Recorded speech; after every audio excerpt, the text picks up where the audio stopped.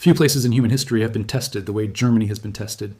This is not just a country. This is a civilization forged in blood, fire, and ideas. A civilization that built the most sophisticated empire in medieval Europe, unleashed the deadliest war in human history, was then split in half by the world's most powerful superpowers, and still came back stronger than almost everyone on Earth. In the next few minutes, we are going to compress 2,000 years Germany's story, from half-naked warriors fighting Rome in the dark forests of the Rhine, all the way to the modern economic giant that holds the European Union together. This is the story of survival. This is the story of iron will. This is Germany.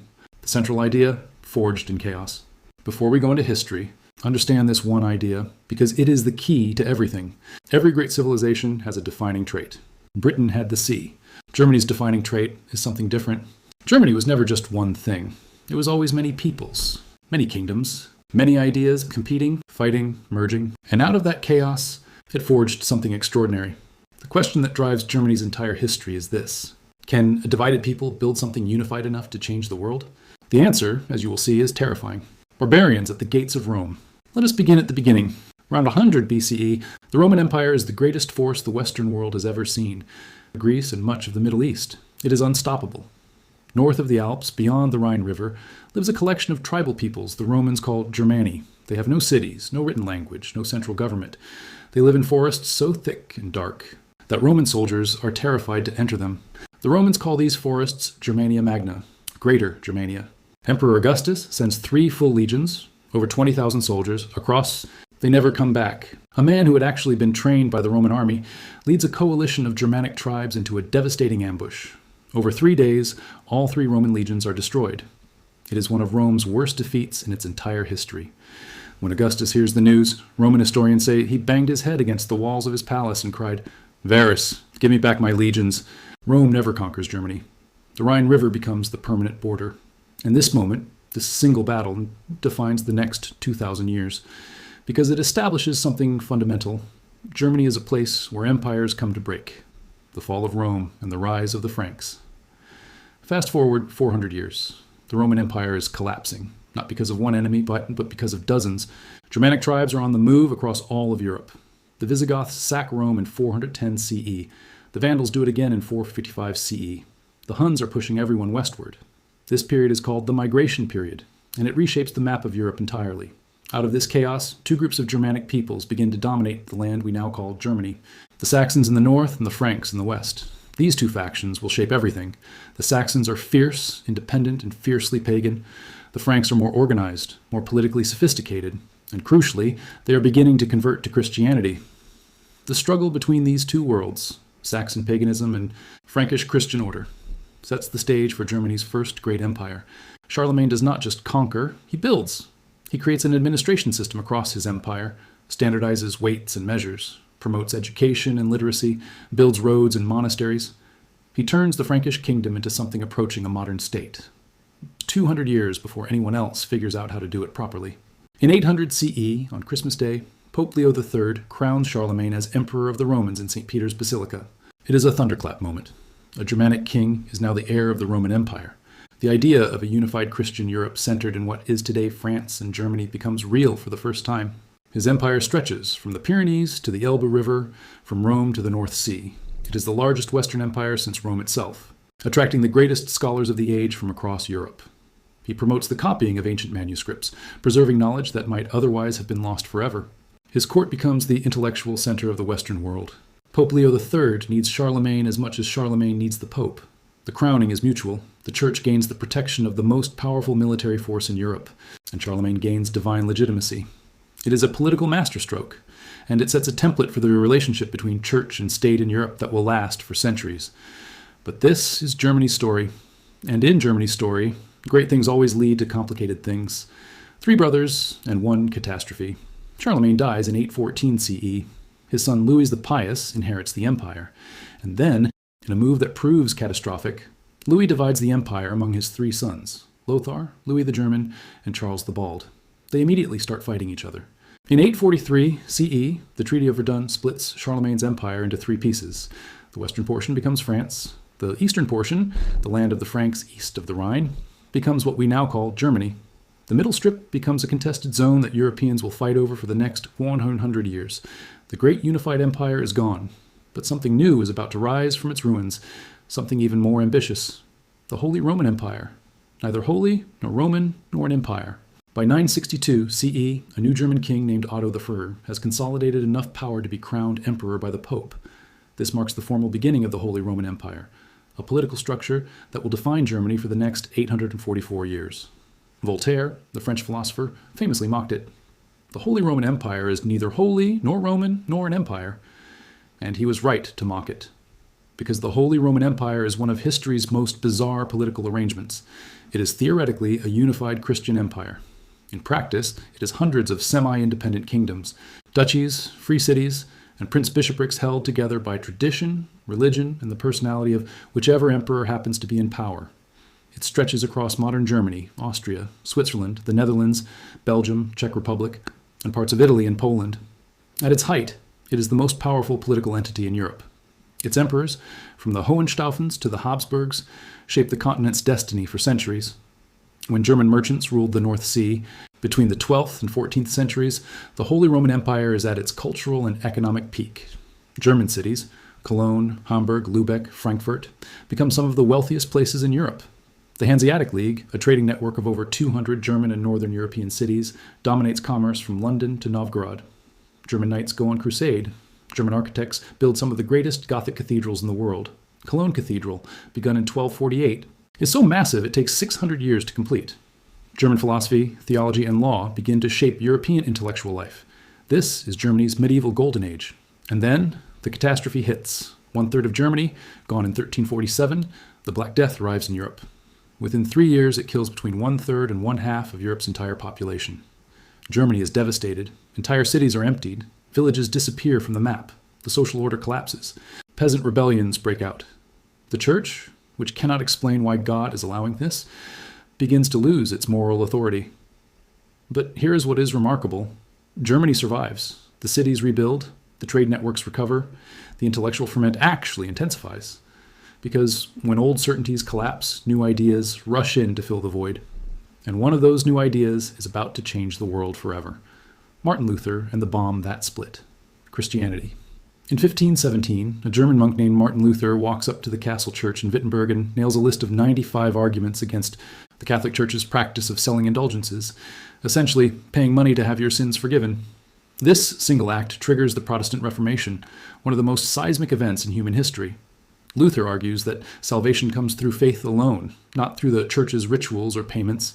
He translates the Bible into German, making it accessible to ordinary people for the first time. The printing press, invented by another German, Johannes Gutenberg, spreads his ideas across Europe faster than any authority can stop them. The Holy Roman Empire fractures along religious lines. Catholic princes fight Protestant princes.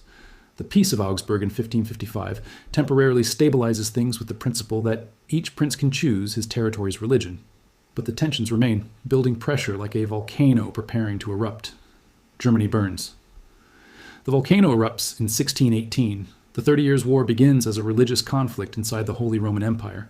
It quickly becomes something far worse. A general European war, with France, Sweden, Spain, Denmark, and the Dutch Republic all fighting on German soil for their own interests. The results are apocalyptic. By the war's end in 1648, Germany has lost between 1/4 and 1/3 of its entire population. Millions of people dead from battle, famine, and disease. Some regions lose 50 to 70% of their inhabitants. Cities that were thriving centers of trade in 1618 are ghost towns by 1648. The Peace of Westphalia, which ends the war, establishes a new framework for international relations, the concept of national sovereignty, that still shapes international law today. But for Germany itself, the treaty is a disaster. It confirms the empire's fragmentation into hundreds of tiny states, ensuring Germany remains politically divided, while France and England forge ahead as unified nations. Germany will not recover from this for generations. Frederick the Great and the birth of the German military state. But out of the ashes of devastation, one German state begins to emerge as something genuinely new. Prussia, centered in Berlin, builds the most efficient, most disciplined military machine in Europe under Frederick the Great, who rules from 1740 to 1786. Frederick is a contradiction. He is a philosopher who corresponds with Voltaire, a musician who composes flute concertos, and a ruthless military commander who doubles Prussia's size through 3 major wars. He modernizes the Prussian state, promotes religious tolerance and freedom of the press, and establishes the idea that the king is the first servant of the state, not its master. Prussia becomes the blueprint for something that does not yet exist, a modern, unified Germany. Napoleon Bonaparte is about to force the question. Napoleon's gift, German identity. In 1806, Napoleon defeats Prussia so completely at the Battle of Jena that the Holy Roman Empire dissolves. After 844 years, it simply ceases to exist. Napoleon reorganizes German territory into the Confederation of the Rhine, a puppet of France. But Napoleon does something he does not intend. By conquering Germany and humiliating it, he awakens German nationalism.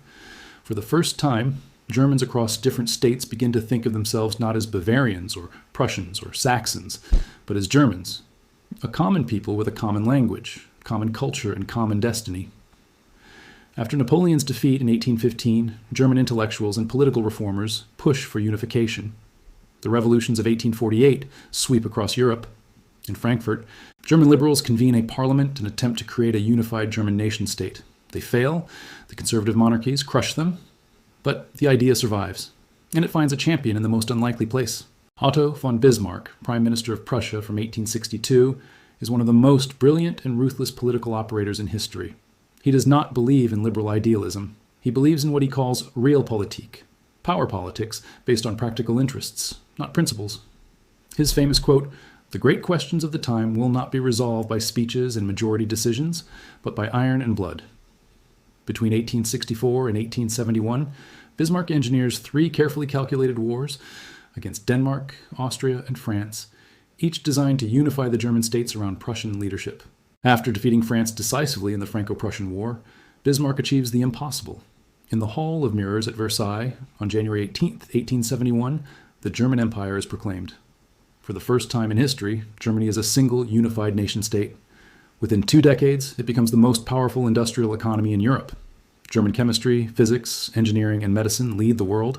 German universities produce more Nobel Prize winners than any other country. Berlin becomes one of the great cities of the world. And then Germany makes the worst decision in its history, the war that should never have happened. In 1914, a cascade of alliance obligations, imperial rivalries, nationalist tensions, and catastrophically bad decision-making plunges Europe into the First World War. Germany, ruled by the unstable Kaiser Wilhelm II, finds itself at war with France, Britain, Russia, and eventually the United States. The war lasts 4 years and kills over 17 million people.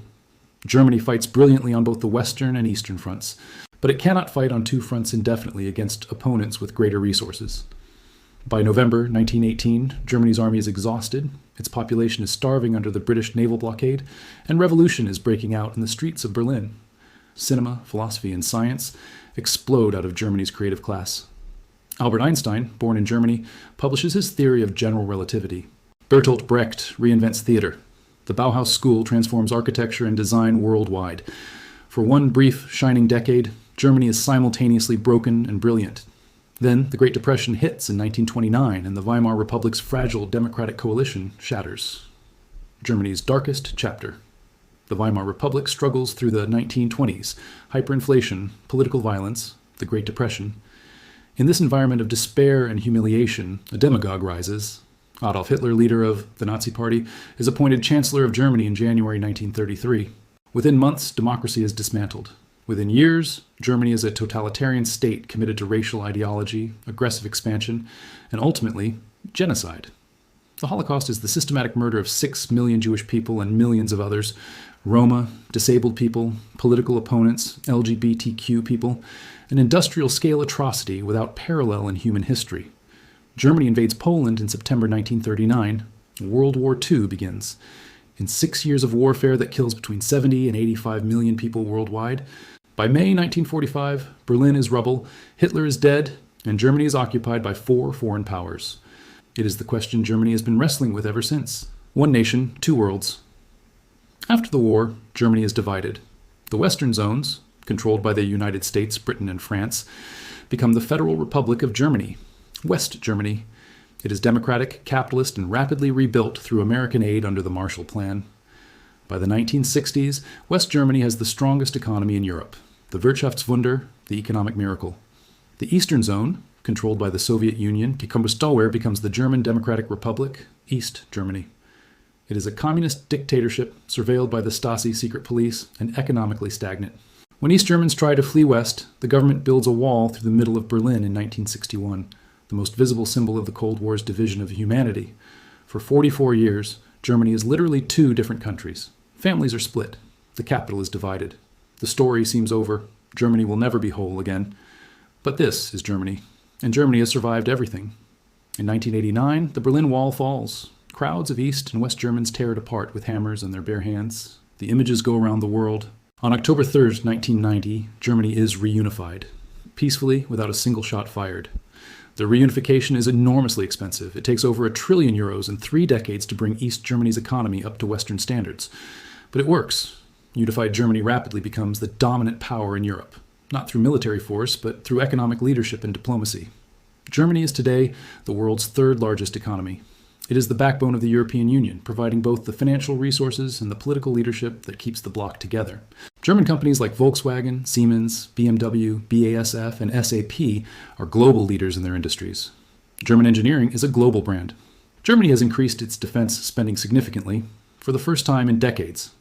It is sending weapons to Ukraine, and it is reckoning once again with what it means to be powerful and responsible at the same time. There is also the question of Germany's past, Erinnerungskultur, the culture of remembrance, which Germany handles more seriously than almost any other nation. Holocaust memorials stand at the heart of Berlin. Schools teach the Nazi era comprehensively and unflinchingly. The word Vergangenheitsbewältigung, coming to terms with the past, has no real equivalent in English because no other language needed to invent it the way Germany did. This commitment to memory and accountability is perhaps one of Germany's greatest contributions to post-war civilization. And yet, Germany is not standing still. Its demographic challenges, an aging population, low birth rates, and the ongoing debate over immigration are reshaping its politics. The rise of the Alternative for Germany Party, or AfD, represents the return of nationalist politics that many Germans hoped had been permanently buried. How Germany handles this, how it balances openness with identity, will define the country's character for the next generation. Here is what 2,000 years of Germany's history teaches us. Germany was almost conquered by Rome, and survived. It built the greatest medieval empire in Europe, and watched it fragment. It split Christianity in half, and survived the wars that followed. It was devastated by the 30 Years' War, and rebuilt. That is not luck. That is something deeper. A civilization that has learned at enormous cost the difference between strength and brutality, between ambition and destruction, between national pride and dangerous nationalism. Germany today is not a perfect country. No country is. It faces real challenges: demographic decline, economic competition from Asia, the rise of far-right politics at home, and a world that is becoming more unstable by the day.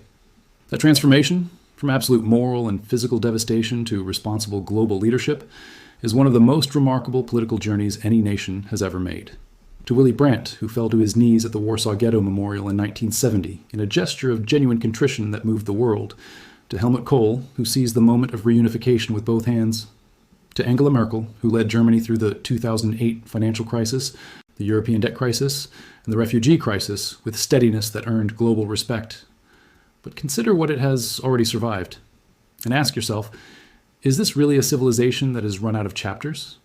From the dark forests, where Arminius broke Rome's legions, to the glass and steel towers of Frankfurt, where European finances decided, from the printing press that Martin Luther used to split the church, to the engineering labs where Germany's next generation of technology is being born. This is Germany. 2,000 years of iron will, hard lessons, catastrophic failures, and stubborn, extraordinary survival. The story is not over. It never is with Germany.